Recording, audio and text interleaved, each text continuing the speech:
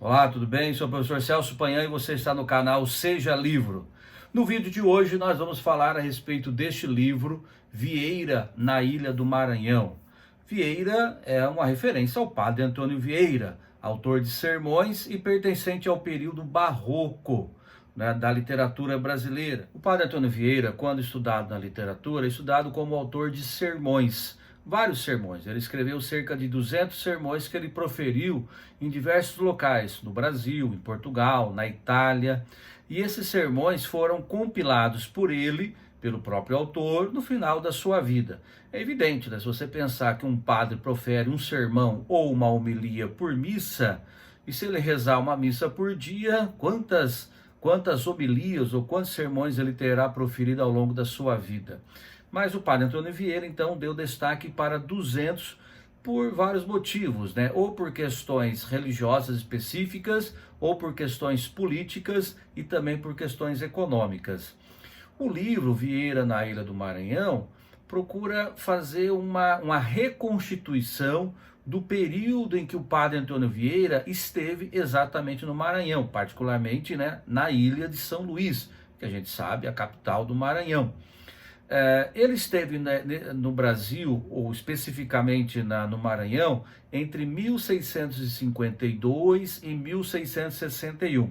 É bem verdade que um período, 54 e 55, ele esteve em Portugal em busca de apoio de suas ideias. E quais eram elas? A defesa dos indígenas. Os padres jesuítas, incluindo o próprio padre Antônio Vieira, não queriam que os indígenas, fossem escravizados. Então, isso gerou uma série de polêmicas e até uma revolta em 1661, que vai levar o padre Antônio Vieira a ter de deixar o Maranhão de uma vez, jamais voltaria ali. É importante lembrar, a gente pode ver aqui até no mapa, que o Brasil, no século XVII, tinha uma outra configuração. Havia basicamente, digamos assim, duas grandes divisões. Havia o estado do Grão-Pará e o Maranhão, e havia o estado do Brasil. Então era diferente, bem diferente a configuração do que a gente tem hoje como República Federativa do Brasil. Muito bem. Bom, retomando a questão do livro especificamente, é um livro que traz assim a contextualização desse período até a revolta de 1661, isso aconteceu mesmo, trata-se de um romance histórico, até essa revolta que levou alguns padres a serem expulsos do Brasil, especialmente o padre Antônio Vieira. Tem até uma imagem representativa dessa expulsão. Veja, então o livro ele reconstrói a partir de personagens reais, quer dizer, pessoas que existiram à época e outros tantos criados. É uma confluência de personagens. Eu não vou aqui relatar todos esses personagens porque seria muito cansativo e eu diria até mesmo confuso. Aliás, no início do livro, há uma certa confusão por conta dos nomes dos personagens e mesmo por conta do tipo de narração. A narração, em princípio, é feita em terceira pessoa, mas em alguns momentos aparece a primeira pessoa. Então isso pode criar uma certa confusão no leitor.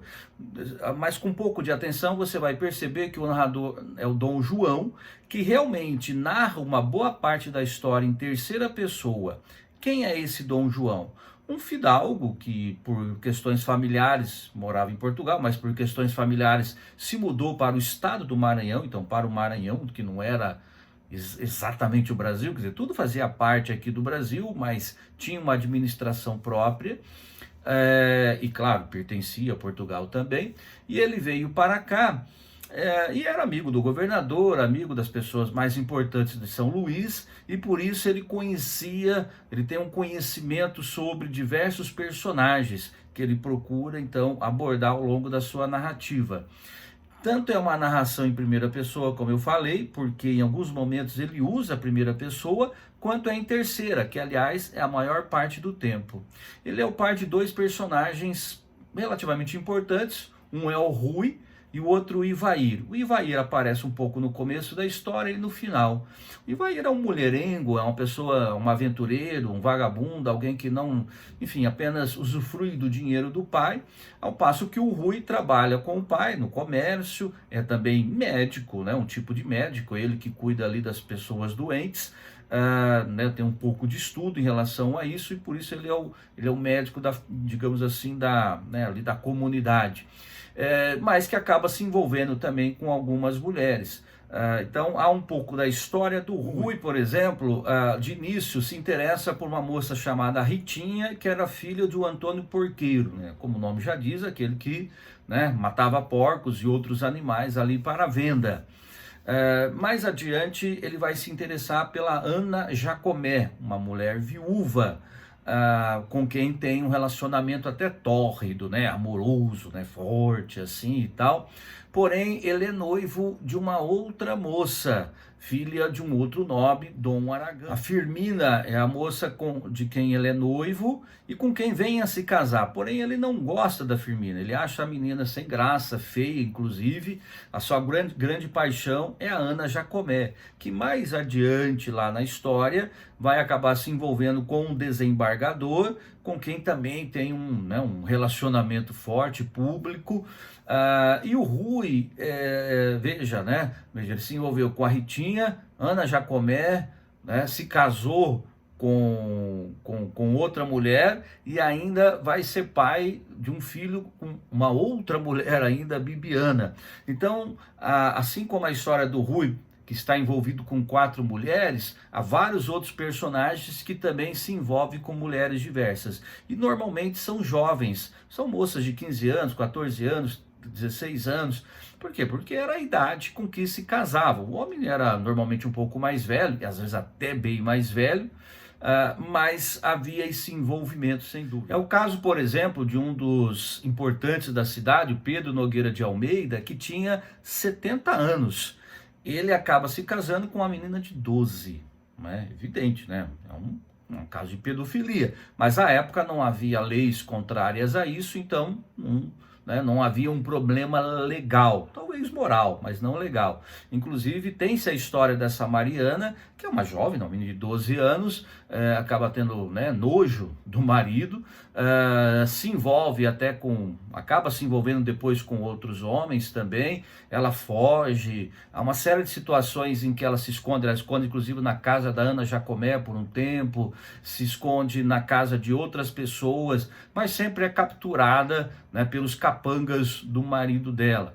Então há esses elementos da narrativa. A Balbina, que acaba se envolvendo com o Rui, era casada com o Pires Tavares, que era uma espécie de delegado da cidade, quer dizer, ele comandava ali as milícias, comandava as forças da lei. Inclusive em dado momento da história, né, o Rui acaba sendo preso, quase é morto, tudo por conta, né, de mulheres. No final ele acaba sendo morto mesmo, mas devido à questão ali da revolta de 1661. Há uma série de outros personagens que vale a pena a gente destacar, como por exemplo, que era um holandês, mas tinha um apelido um tanto assim estranho, né? Era o Caga-Osso, isso mesmo, é Caga-Osso. Por quê? Porque ele tinha vivido em meio aos índios e ele era acusado, havia ali crenças de que ele seria um canibal, que ele teria desenvolvido ali, né, o canibalismo, dentro dos rituais antropofágicos de algumas tribos indígenas. Não se sabe se é verdade ou mentira, o fato é que ele, né, recebe esse apelido. Mais tarde a gente vai saber que ele, o Caga-Osso, que inclusive morre também em dado momento da história, tiveram um filho com uma índia, o Quincas, que também tem um nome holandês, mas que recebe esse nome aportuguesado. E passa ali a viver na comunidade. Esse Quincas, inclusive, se interessa ali pela Mariana, a menina que se casou com o homem de 70, se interessa pela Mariana e chega a ter um filho com ela, né? Claro que o marido dela, né, fica com a fama e tudo mais, só que não consegue descobrir quem seria o verdadeiro pai da filha dele. Aliás, né, a Mariana já tinha tido um outro filho que também não se tem certeza se o marido seria o pai. Então há uma série de histórias assim que envolvem traição, que envolvem dúvidas, que envolvem aí, como eu disse, esses casos aí de pedofilia, que envolvem, enfim, uma série de práticas que hoje podemos considerar erradas, tanto do ponto de vista moral quanto do ponto de vista legal, mas que estão presentes na narrativa para quê? Exatamente para contextualizar o momento em que as leis, né, primeiro, nem sempre eram obedecidas, e quando, e algumas delas nem existiam, como eu falei, a questão da pedofilia. E o que estavam fazendo os padres ali, jesuítas? Exatamente tentando reconstruir aquele mundo, tentando dar uma ordem àquele mundo, fazer com que houvesse um respeito maior, né, às leis divinas, a visão cristã, e também, é claro, um respeito maior às próprias leis de Portugal, já que os jesuítas, de uma maneira ou de outra, representavam Portugal na terra, não tinham o mesmo poder, né, de um governador, não tinham o mesmo poder de uma autoridade, mas tinham o seu poder também. Como eu disse, o padre Antônio Vieira ficou conhecido pelos sermões que ele escreveu, que ele foi proferindo ao longo da sua vida. Um dos sermões que ele proferiu foi este aqui, ó, Sermão de Santo Antônio aos Peixes, exatamente em São Luís, em 1654. Depois desse sermão, ele teve que fugir do Maranhão, né, se ausentar do Maranhão, foi até Portugal para buscar aquele apoio que eu falei, juntamente com Dom João IV, né, que era o rei de Portugal à época. E nesse sermão ele faz uma dura crítica aos colonos, aos nobres que queriam escravizar os índios, por isso, inclusive, ele tem que fugir, não é? Nesse sermão, que é inclusive reproduzido aqui, parte dele no livro, Vieira na Ilha do Maranhão, ele fala de maneira simplificada como que as pessoas podem se equivaler aos peixes. Um peixe pequeno se alimenta de poucos peixes ou de pouca comida. Um peixe grande precisa de muitos outros peixes para se alimentar. Então ele usa essa metáfora para justamente dizer, olha, há pessoas aqui no Maranhão que se contentam com um pouco, que levam a sua vida de maneira regrada, mas aqueles que não se contentam, né, querem sempre mais e mais e mais, então por isso precisam escravizar, não é? Então é mais ou menos isso que ele vai falar no Sermão de Santo Antônio aos Peixes. Um outro aspecto relacionado à vida do Vieira, que é contado aqui no livro, que aliás, um ponto importante, não há um personagem central nesse livro. O título pode indicar que o Vieira vai estar presente ao longo de toda a narrativa. Ele aparece, sim, é claro, no começo, ele aparece em vários outros momentos, no final também, mas nem por isso ele ocupa a maior parte da narrativa. Se for fazer um cálculo ali, ele deve ocupar o quê? Uns 20% da narrativa. Né? Então é mais a contextualização daquele período do que de modo específico a vida do padre Antônio Vieira. De qualquer modo, há alguns elementos que ajudam a compreender o pensamento do padre Antônio Vieira. Veja um trecho do livro.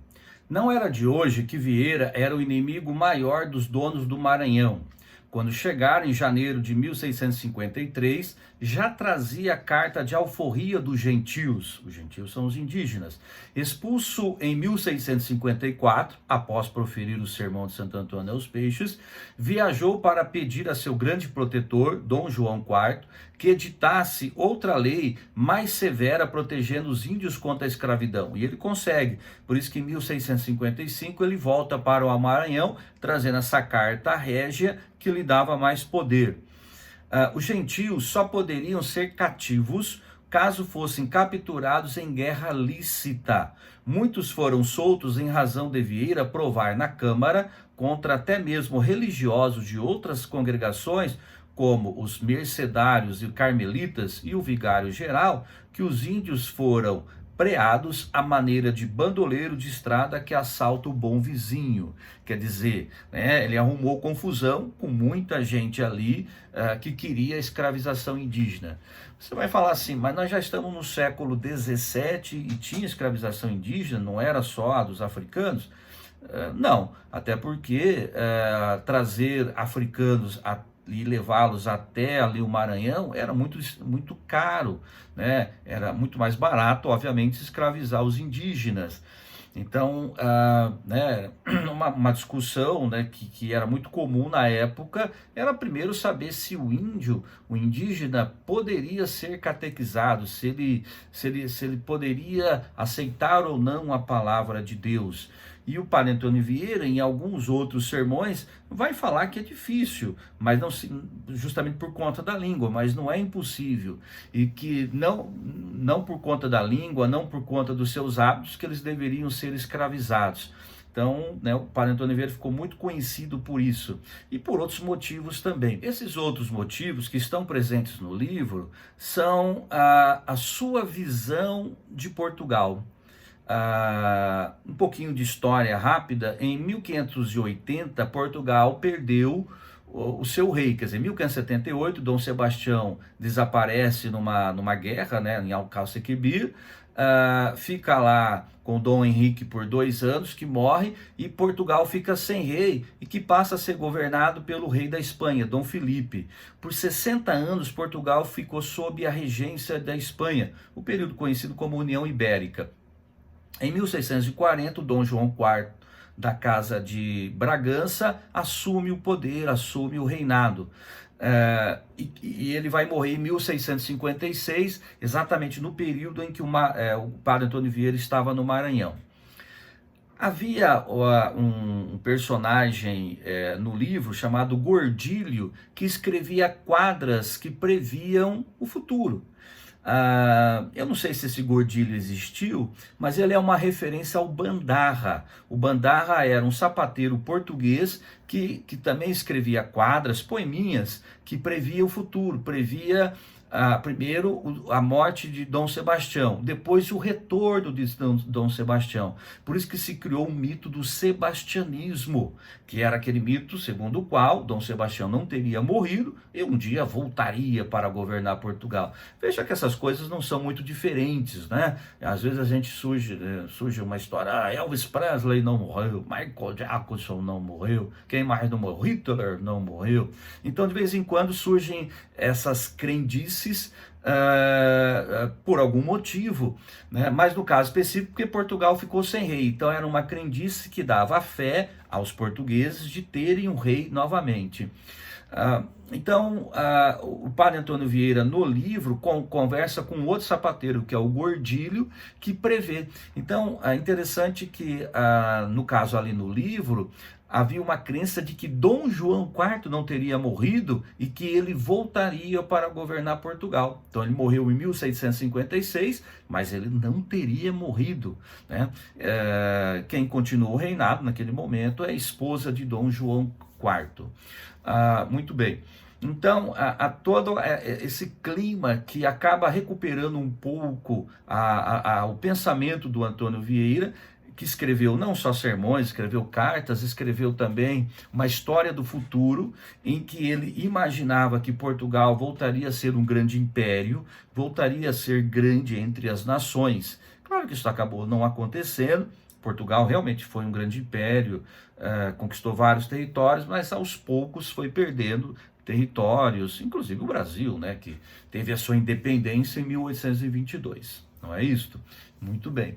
Há um outro personagem também nessa linha, o Bento Maciel, que é um padeiro, que está ali no livro, que vê animais, que ele tem imagens disparatadas, inclusive, em dado momento da história, quase lá no final já do livro, há uma peste, uma pandemia. Essa peste era a bexiga. E aí, né, qual que era a recomendação? Evitar o contato, ter o distanciamento social, quem pudesse se isolar, e alguns conseguiam fazer isso, não ter contato com doentes, não se abraçar, enfim, tudo isso que a gente está vivendo agora. Então está presente ali no livro também, nesse momento aí de epidemia, na verdade, porque foi localizado ali em São Luís. Então mataram, né, essa epidemia matou muitos indígenas, mas depois matou colonos, enfim, causou, né, muita confusão, né, como tem causado a pandemia de agora, não é isso? Inclusive, esse Bento Maciel acredita que o causador da epidemia seria o Nogueira de Almeida, aquele senhor de 70 anos que se casou com a Mariana de 12. Então ele seria uma espécie de monstro, até talvez por conta disso, e o Bento Maciel tenta matá-lo. Inclusive depois acaba sendo preso e morre lá na prisão. O padre Antônio Vieira acaba se aproximando desse Bandarra, desse Pedro Maciel. Há um árabe ali também, o Omar, que procura estudar as línguas. Enfim, pessoas que tinham uma certa visão que era interessante ao padre, porque traziam para ele algum conforto de que o Maranhão poderia se tornar, né, o estado do Maranhão, um país melhor, um país bom para todos. Isso considerando o Maranhão, né, o Grão-Pará, o Maranhão e Grão-Pará como países à parte do próprio Brasil. Para finalizar, essa revolta que começa um pouco antes, e tem muito a ver também um pouco com a peste e tudo mais. Por quê? Porque se começou a divulgar, olha, as fake news, né? Se começou a divulgar que a peste seria, na verdade, o trabalho dos jesuítas, que não estavam ali para servir a Deus, mas estavam para servir ao diabo, né? O diabo. Então havia essa crença, ou seja, as fake news. Se começaram a construir histórias justamente para a população se revoltar contra o governador, se revoltar contra os jesuítas, se revoltar contra aqueles que iam de encontro aos interesses dos fidalgos e dos comerciantes. O interesse básico, a escravização dos indígenas. Então esse era o ponto principal. Então, por isso que ocorre essa revolta, que não chega a ser uma revolta para derrubar o governo e nem conseguir a independência do Maranhão, nada disso. É apenas uma revolta específica para resolver ali um problema. E aí, né, justamente por conta disso, em 1661, o padre Antônio Vieira tem que deixar o local, justamente para não ser morto, né? Mas muitos personagens que foram sendo colocados ao longo da história morrem, como por exemplo o Rui, que era amigo realmente do padre Antônio Vieira e é identificado como partidário dos jesuítas e acaba sendo morto, entre outros personagens também. Então, assim, é uma série de personagens esse livro, mas que tem como objetivo compor o contexto, compor o cenário desse momento. E o ponto essencial, então, são as ideias dos jesuítas, particularmente do padre Antônio Vieira, referência a alguns dos seus sermões, como o Sermão de Santo Antônio aos Peixes, e a sua fixação numa ideia de que Portugal poderá voltar a ser um grande império, seja no retorno de Dom Sebastião, que já havia morrido, seja com o retorno ali de Dom João IV, que acaba morrendo, né, nesse momento, um pouco antes, 1656. Ok? Então é isto. Espero que tenham gostado. Se não, deixa aí o joinha, se inscreva no canal e até a próxima.